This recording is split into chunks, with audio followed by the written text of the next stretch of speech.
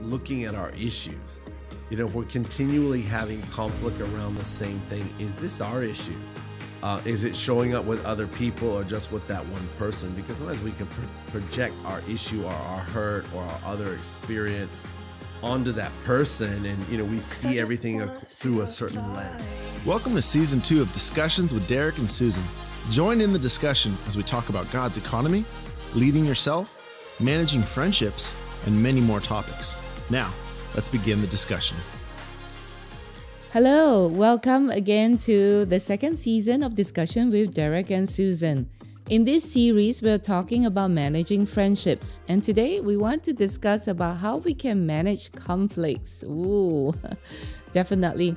We need a lot of relationship. We need relationships in our lives, but conflicts are part and parcel of managing relationship. So we want to talk about how we can have that wisdom, how to navigate through some of the differences in our relationships. Derek?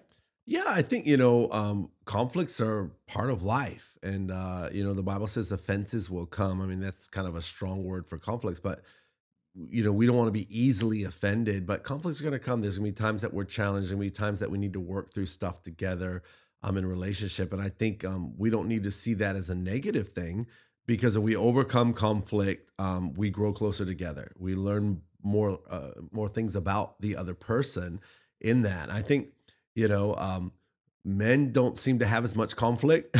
Maybe, from my experience, and I'm not trying to stereotype, I might get in trouble here. I'm getting in hot water. I can We feel just the don't water. talk about the conflicts. Yeah, I think, sometimes, but, we tend to not take things as personally as women do, sometimes in that. And so I see like a lot of the conflict, even in church or in where it's women that are conflicting with each other, where men, we tend to be a bit more easygoing about stuff. Yeah, but we just box each other and, take it out on and move on for it. So I think that's the difference, not to stereotype. I mean, there's some very, other side of the spectrums on both sides, but I think it's choosing love, as we're dealing with conflict, that like, regardless, I'm not going to be offended and allow the conflict to destroy relationship.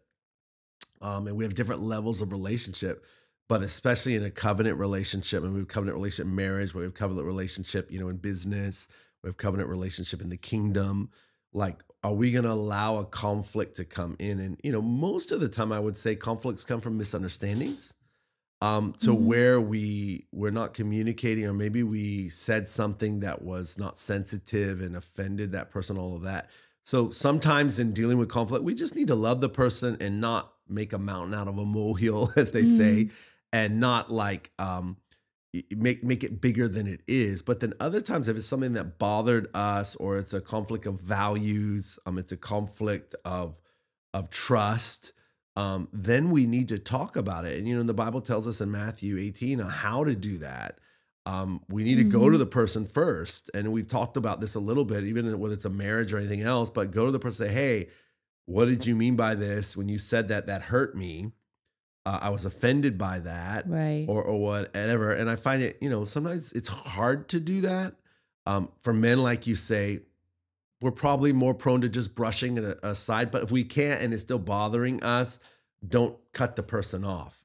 Where for women, maybe they start reacting out of that hurt and start trying to hurt that person, or get across and started, responding with behavior because of that, which is not healthy. Both are wrong. And so I agree, we both deal with conflict, but we deal with it differently. Yeah.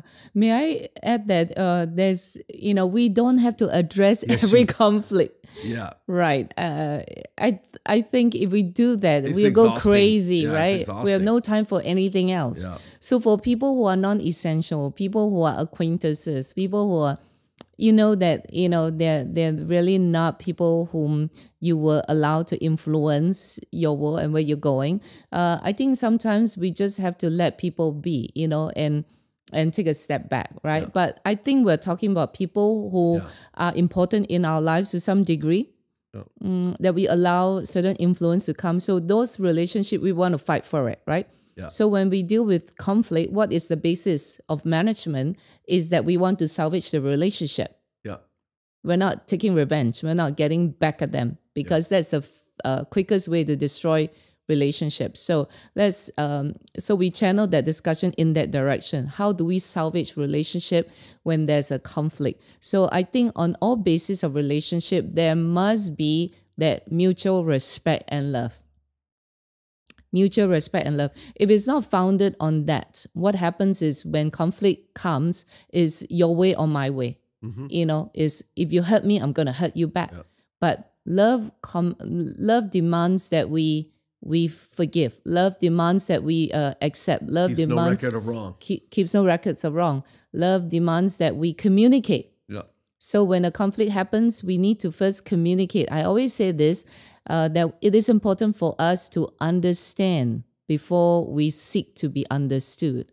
If we can hold on to that principle, we will eliminate a lot of misunderstanding, like you say, which is mainly the source of conflict, because two different people from two different backgrounds, two cultures, Yeah. and two different sets of experiences, and also issues and traumas and whatever, when we come together in a deeper relationship, of course, two collides and then there's fireworks, right? The closer we get, the more conflict we will have. But does it mean that because there's conflict that we are not destined to be friends?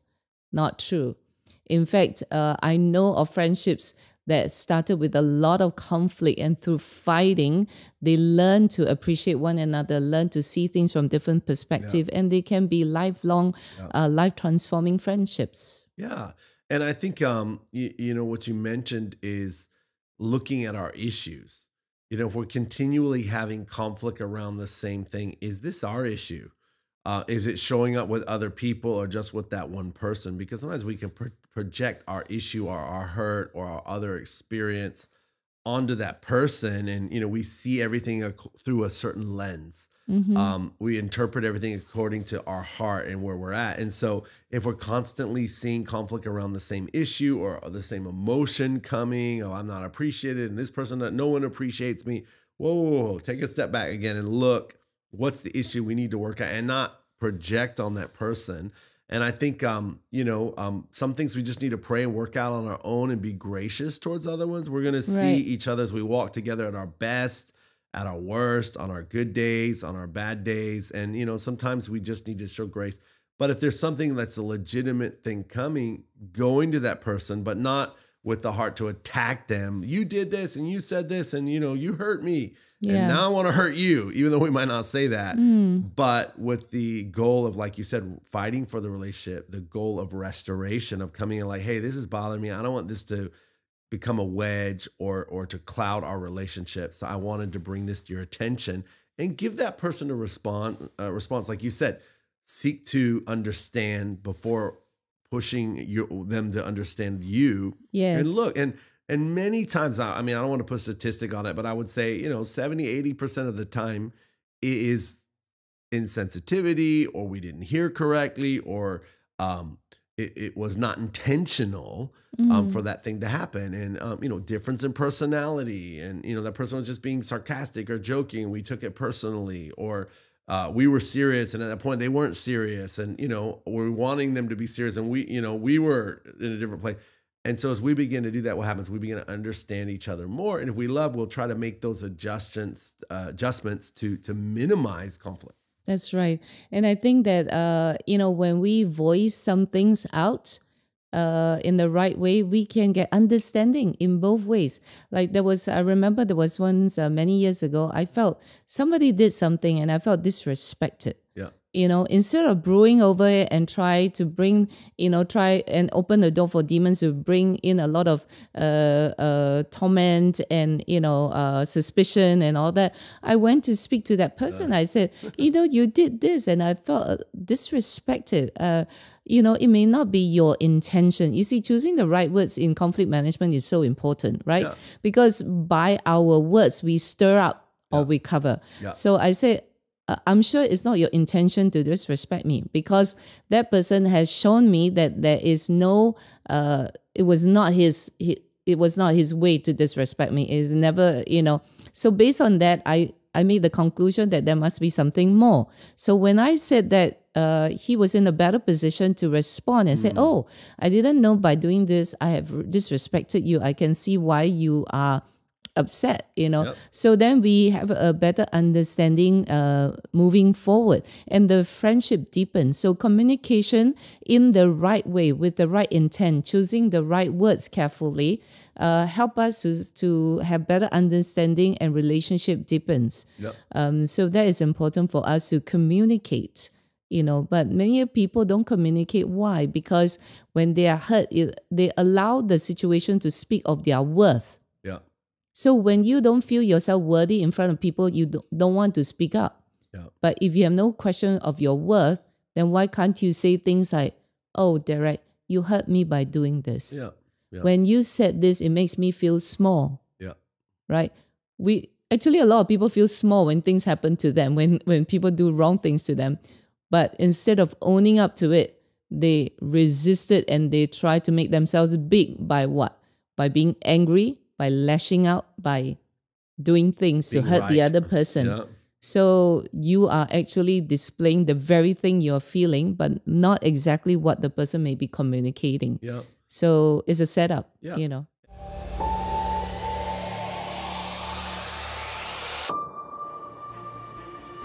I see a wind blowing on the nations of the earth, stirring the hearts of men and bringing refreshing. As it continues to blow, it gains momentum and becomes an unstoppable torrent that sets things in order in the earth. The sleeping giant is awakening through the power of the Holy Spirit. A people, the church, activated in the gifts and demonstration of the Spirit. Altars are filled with repentant hearts longing for a move of God. I see a great awakening has begun.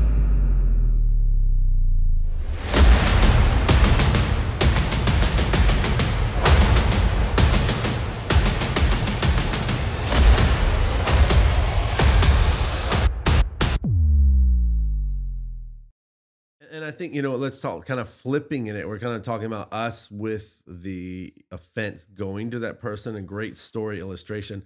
But, just a few principles to pull out. That one, when you're dealing with the issue, deal with the issue, not the emotion and clout, where now we're attacking because I'm hurt, or we're attacking that person's character. Yeah. I love what you said. When you did this, I felt disrespected. You disrespected me in attacking. So it's very good in using those words. This is how I'm feeling. This hurt me, not you hurt me and you did this to me. And now it puts that person on the defensive. And then as we flip it for the other person, immediately, if this person's our friend, we love them, what would be our first response? We want to disarm the offense and the hurt and say, I'm so sorry. Please forgive me. That was not my intention. Right. I was not aware that I did this. I didn't know that, like you mentioned. And what does that do? That disarms the offense, the person in there. And then you can begin to talk about what happened, why, and moving forward, because you've already taken responsibility for the fact, intentionally or unintentionally, that person is hurt. And then, well, this is what I was thinking, why were you feeling that way? We can go a little bit deeper and again, have that understanding. So the next time we grow and we're able to do that. So if not, the cycle keeps repeating. And then what happens? We shut down emotionally, we shut down in our heart. Eventually we start to withdraw from the relationship that God put there in our lives. And so that's not healthy. So, take responsibility. Don't, if someone's coming to you, be offensive. If you're offended, don't go post it on Facebook. Don't put it on Instagram, right? Because you're venting, and then that person knows that you're talking about them, and you see that all the time. Yeah. There's some people like, so, oh my gosh, like, why are you keep putting this thing on there? Or they're trying to preach at somebody, or like, some revelation, and it's like they're attacking each other indirectly. That's not how we should do it. Yeah. And apologize. Even if you're not wrong, you didn't see, you're identifying, you're disarming the hurt and the voice of demons, or if it's active in that person, to let them know, I'm concerned about your heart more than defending what happened. Yeah. And a mature person would not want to be vindictive. Yeah. Right. Because the Bible says it's not an eye for an eye. Yeah. That is in the Old Testament. Right now, God has forgiven us, and we have to forgive others. Yeah, so we take the posture of forgiveness, being gracious and kind, going on social media and blasting out subliminal messages and trying to get at the person. It is not only unkind, it is also you allow demons to use you. Sometimes in our anger and frustration, we allow demons and powers of darkness to use us to launch an attack on people's heart and and release weapon of warfare from the pit of hell, into people's life. And I think social media has a lot of great benefits, but it's not the place for us definitely. to vent our anger and frustration and to use that as a platform to attack. Know that whatever we post on social media lasts forever. It can never be removed. Out there and somewhere. one day, somewhere, somehow, someone is going to use what you post against you. And I've heard many stories of how people lose their jobs even because of social media posts, or relationship that was wounded forever because of posts that they made on social media. So let us not do that. Let us follow the biblical example in Matthew 18. When you have an offense with someone, when you're hurt, what do? Go and talk to that person. But not going there to demand justice, but going there for restoration and reconciliation. So first we must reconcile our hurts with God first. Come to a place of level ground, I said, and so that when you come to that person, is to come with the intention to restore, to cover, to release, release forgiveness. And I think on the other end, don't read into it. You read someone's social media, they must be talking about me.